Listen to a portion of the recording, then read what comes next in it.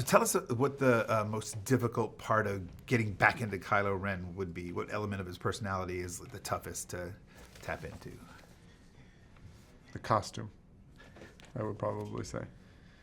And where do we find Kylo Ren when the film opens? We find him right after where he left him off in Force Awakens. There's no kind of time gap. I don't think there's been a lot of time to process anything yet. What is it like having to work with the mask? You work with the mask and you don't work with the mask. Is it challenging? I mean, yeah, it's challenging. Like sometimes you can't see, but it's really. I think it's a beautiful mask. I like it, both wearing it and not wearing it. You know, I don't know what.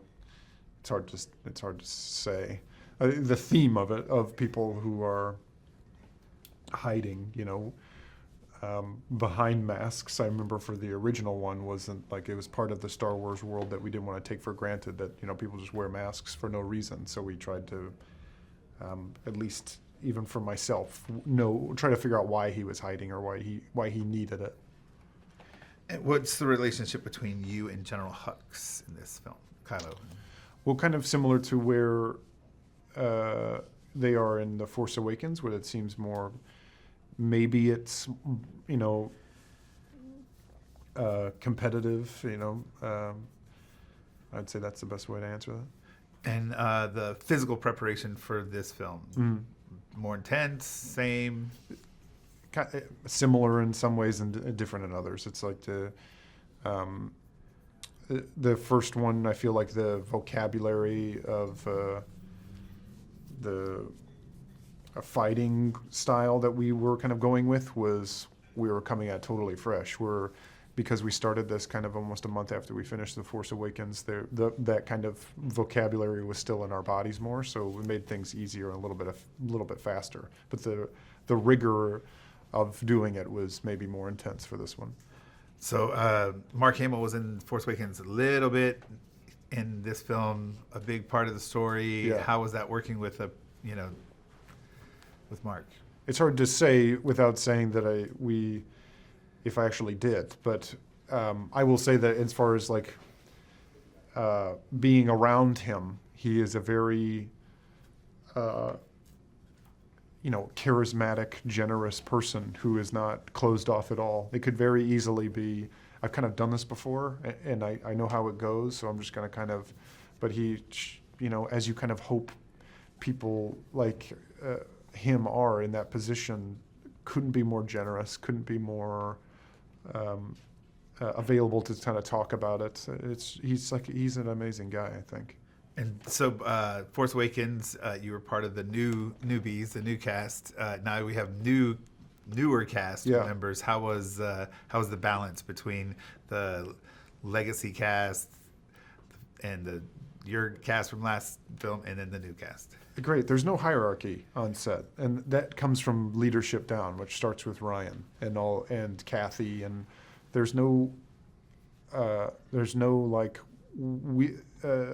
we've been this before. We know what we're doing because nobody does. Even if you ask Mark probably about it, I'm sure he would say the same answer that he's done 4 of them now before, but I think he probably still approaches it with not knowing what's going to happen, and I think everyone realizes that and doesn't want to do themselves or anyone else a disservice by telling them what their experience is going to be, nor did the original cast do that to us, because it's very personal to every person. Everyone responds to the movie of this scale, so it's very generous atmosphere.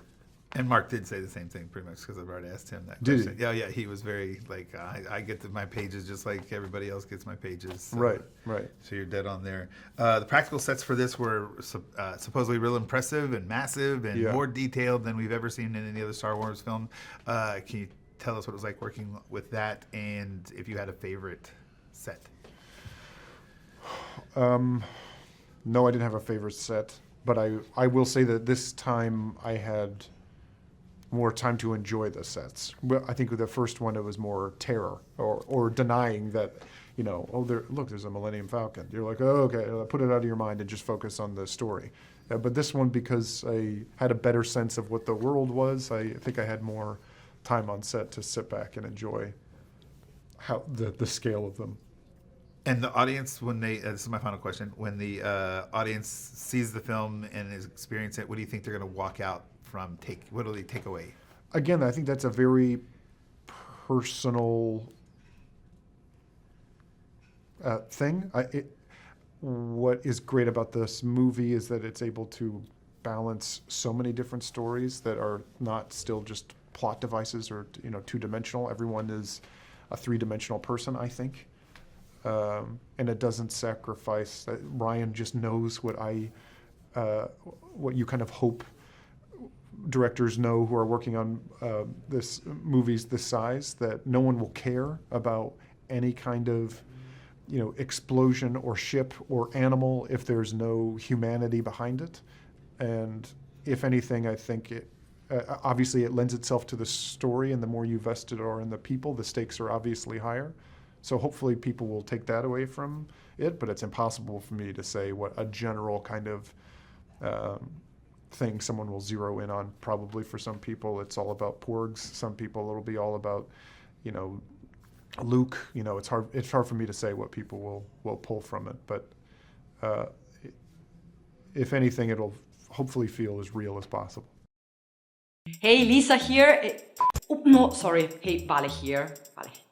Goofs are common in the making of all movies, and according to the Movie Mistakes website, the movies with the most goofs are Apocalypse Now with 390, Harry Potter and the Prisoner of Azkaban has 296, another Harry Potter movie, The Chamber of Secrets, has 289, Superman 4, The Quest for Peace has 276 and 67.